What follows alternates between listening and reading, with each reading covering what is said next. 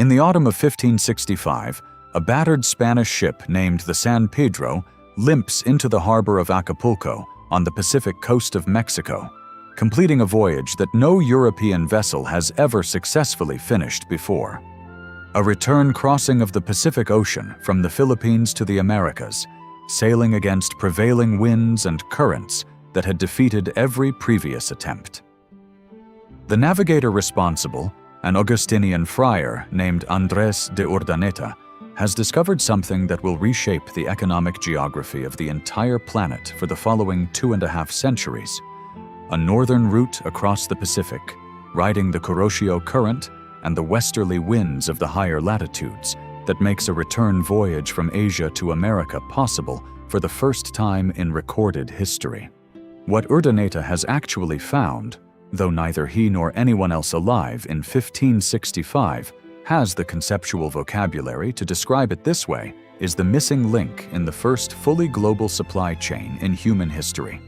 A continuous commercial circuit connecting Chinese silk workshops, Mexican silver mines, Spanish colonial administration, and consumers on 4 continents into a single, self-sustaining trade system that will operate with remarkable consistency for 250 years. The commercial logic that makes this system function begins with a monetary imbalance of staggering proportions between 2 of the largest economies on Earth. Ming Dynasty China, in the second half of the 16th century, has converted its entire fiscal and commercial system to a silver standard, following decades of monetary reform that replaced the paper currency and grain-based taxation of earlier Chinese dynasties with a system in which taxes, rents, and virtually all significant commercial transactions are conducted in silver. This transformation creates a demand for silver within the Chinese economy that domestic mining, concentrated in modest deposits scattered across several provinces, cannot come close to satisfying. China, the largest and most sophisticated manufacturing economy in the world during this period, producing silk, porcelain, and finished goods of a quality that no other civilization can match, finds itself simultaneously starved for the one commodity, silver, that its own monetary system now requires to function. Half a world away, the Spanish colonial administration in the Americas has, by the middle of the 16th century, discovered and begun exploiting silver deposits of a scale that dwarfs anything previously known in human history.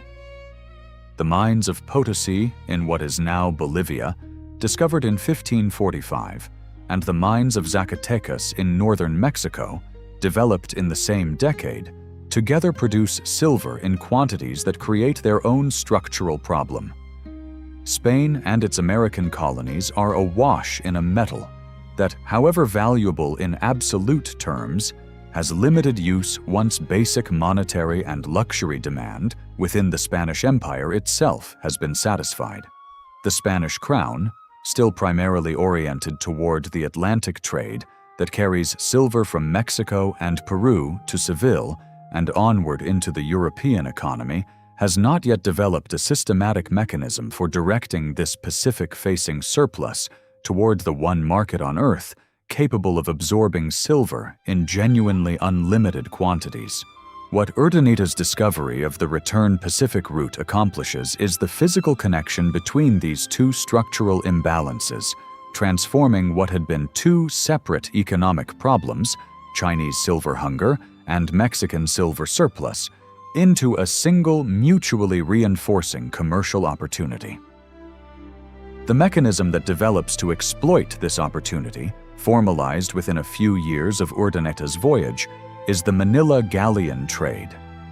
An annual, later semi-annual shipping route connecting the Spanish colonial port of Acapulco on the Pacific coast of Mexico to the Spanish colonial city of Manila in the Philippines, carrying Mexican silver westward across the Pacific and Chinese goods, silk, porcelain, spices, and a wide range of other Asian manufactures eastward back to the Americas, from where the most valuable of these goods continue onward through the existing Spanish Atlantic trade network to markets across Europe. The city of Manila itself exists, in its Spanish colonial form, almost entirely as an artifact of this trade circuit's requirements. Founded by Spanish colonizers in 1571, Manila is positioned not primarily as an administrative center for governing the Philippine archipelago, though it serves that function as well, but as the essential meeting point where the flow of silver arriving from Mexico can be exchanged for the flow of goods arriving from China. The city's economic life organizes itself almost entirely around this exchange function.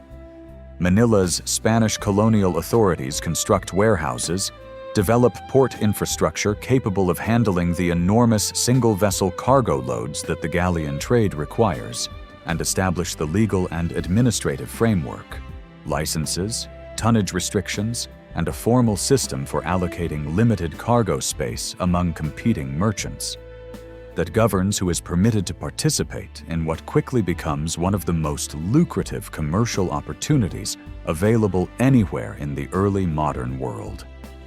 The Chinese merchants who supply the silk, porcelain, and other goods that fill the galleon's outbound cargo holds do not, for the most part, travel to Manila themselves in any permanent sense.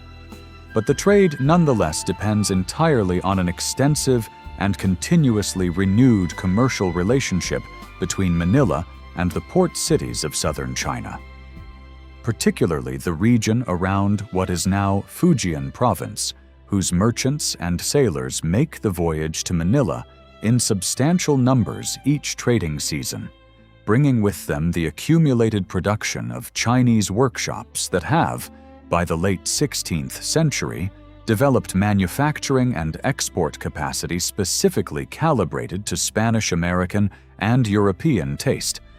producing silk textiles, ceramics, and decorative goods in patterns and styles that Chinese producers adjust based on the preferences their Manila trading partners communicate back to them season after season.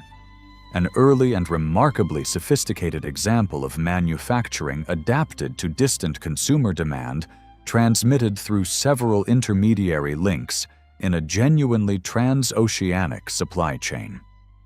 This Chinese merchant community that develops in Manila to service the galleon trade, known to the Spanish colonial authorities as the Sangles,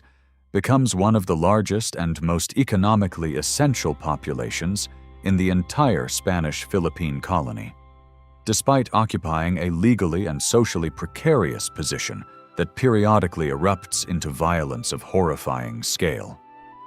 Spanish colonial authorities, alternately dependent on Sangley commercial expertise and suspicious of a resident foreign population whose numbers frequently exceed the Spanish colonial population itself,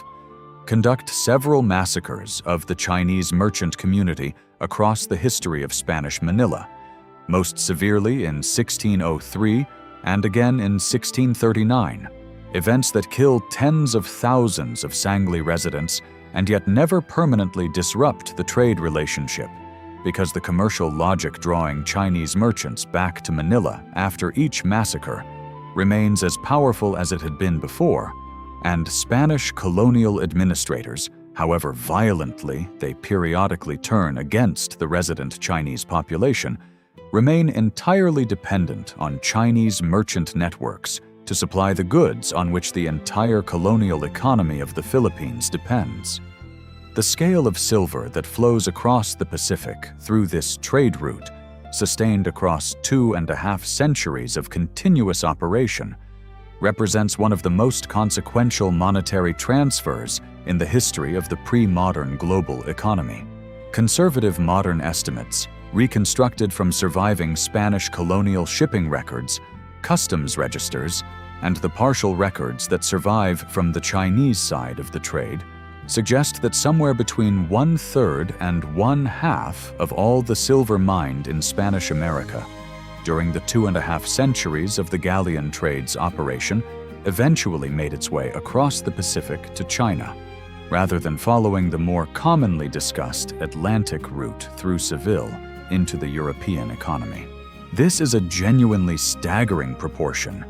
meaning that the Manila Galleon route, despite receiving far less attention in conventional historical narratives centered on the Spanish Atlantic treasure fleet system, may have moved a comparable or even greater absolute quantity of silver than the more famous transatlantic route, redirecting an enormous share of the New World's mineral wealth toward Asia rather than toward Europe. The economic effect of this silver influx on the Chinese economy is profound and, in the assessment of economic historians who have studied the period, arguably more consequential for global economic development than the silver's alternative destination in Europe would have been. The silver, arriving through Manila, fuels the expansion of the Chinese domestic economy during the late Ming and early Qing periods, providing the monetary base for a commercial and manufacturing expansion that makes China, for most of the period the galleon trade operates, the largest single economy on Earth by most available measures, its silk and porcelain industries employing workforces and generating export revenues on a scale that dwarfs contemporary European manufacturing in the same sectors. The Manila Galleon trade, in this sense, functions as one of the primary mechanisms by which the economic center of gravity of the early modern world remains oriented toward Asia for considerably longer than the conventional Eurocentric narrative of early modern economic history typically acknowledges, since a substantial share of the New World's silver wealth was flowing toward and materially strengthening the Chinese economy throughout this entire period, rather than exclusively enriching Europe. The return voyage, carrying Chinese silk,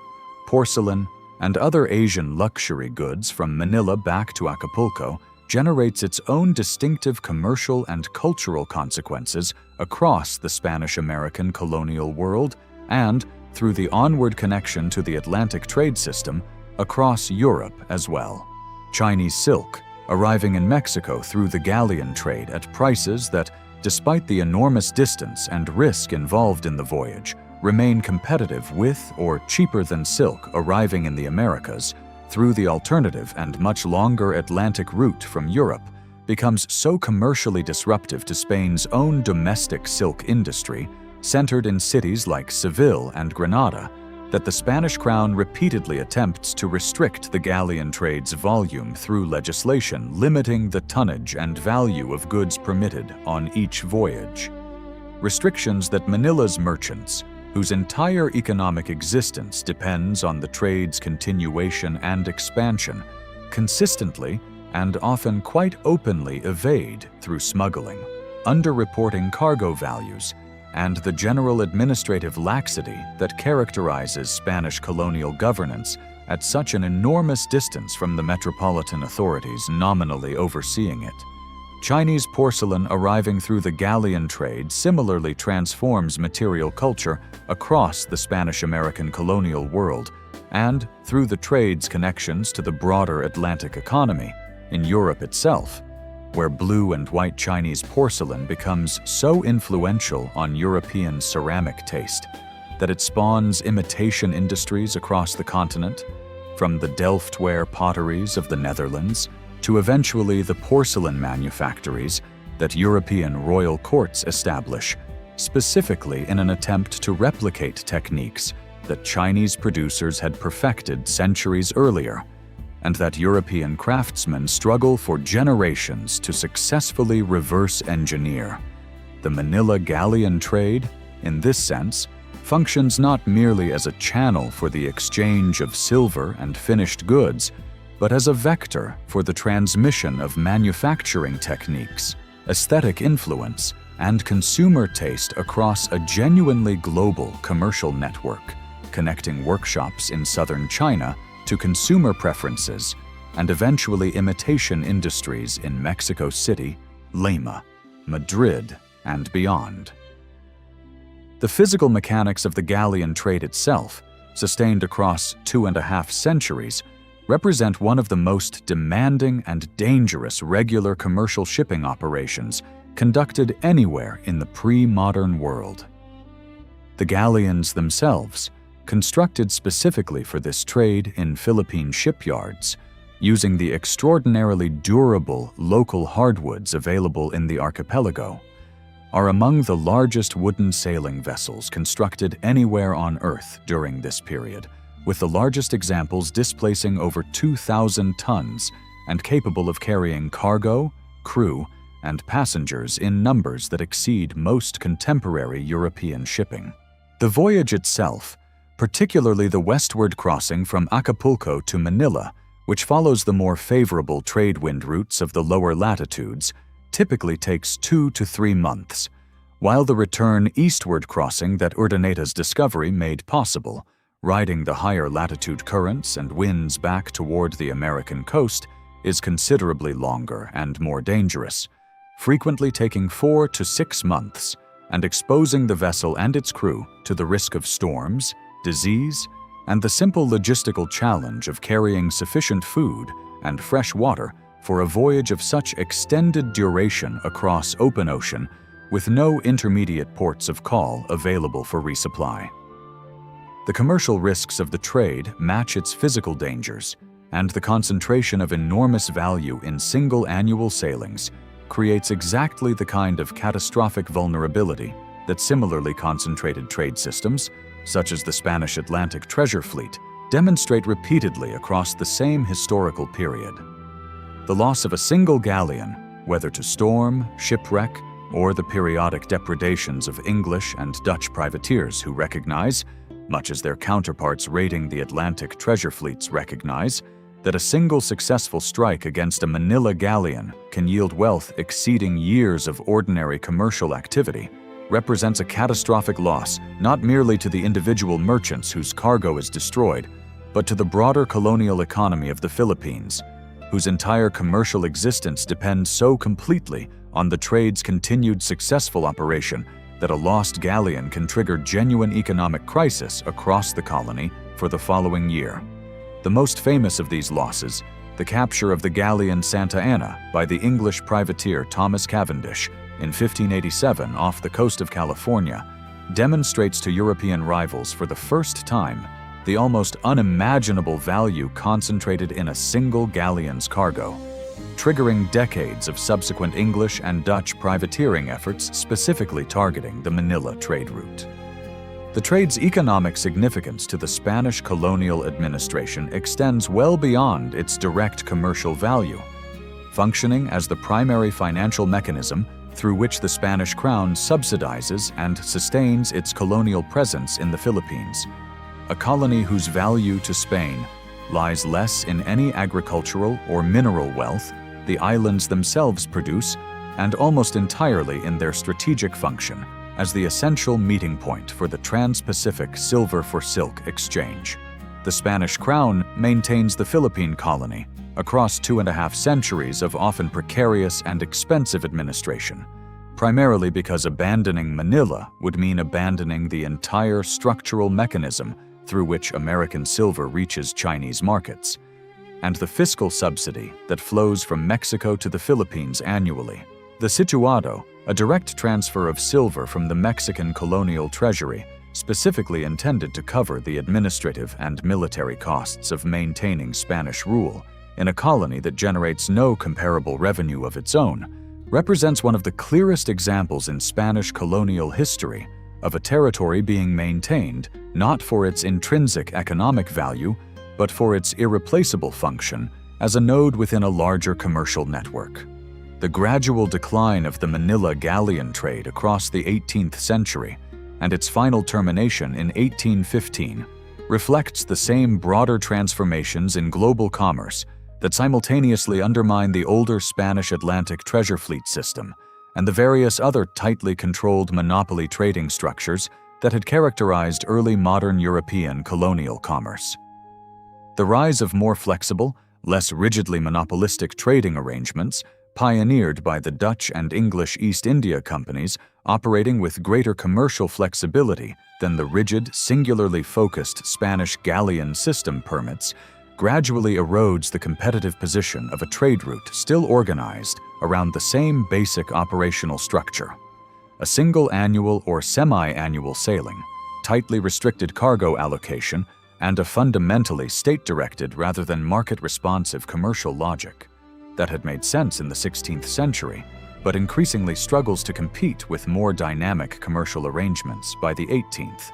The Mexican War of Independence, beginning in 1810, delivers the final blow, severing the fiscal and administrative connection between Mexico and the Philippines, on which the entire galleon trade system had depended since its 16th century origins, and the final galleon completes its voyage in 1815, ending 250 years of continuous trans-Pacific commercial operation.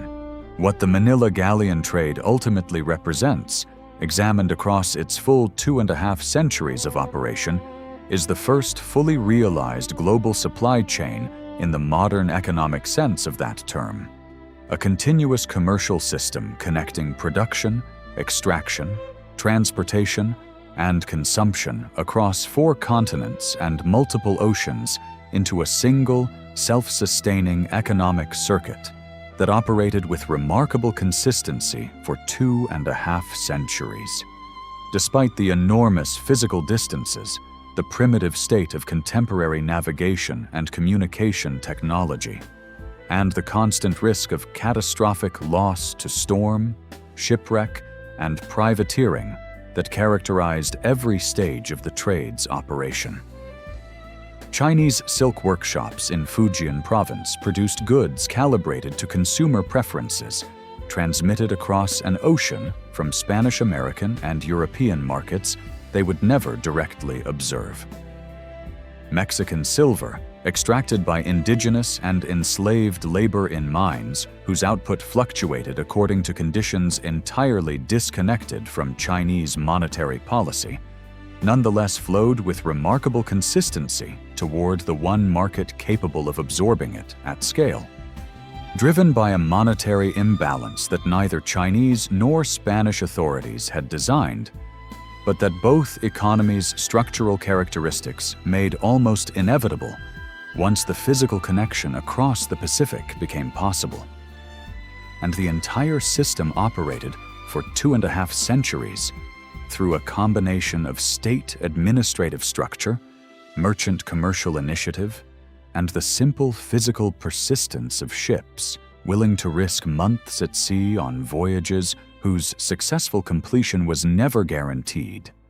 connecting workshops, mines, ports, and consumers across a genuinely planetary commercial network centuries before anyone possessed the conceptual language to describe what they had built. The San Pedro's return to Acapulco in 1565 did not merely open a shipping route. It completed the first circuit of a truly global economy, closing a loop between Asia and the Americas that would not be matched in its combination of scale, consistency, and sheer geographic reach, until the container shipping revolution of the 20th century finally rebuilt, with steel hulls and satellite navigation, the same essential commercial logic that Andrés de Urdaneta had discovered, riding the winds and currents of the Pacific 4 centuries earlier.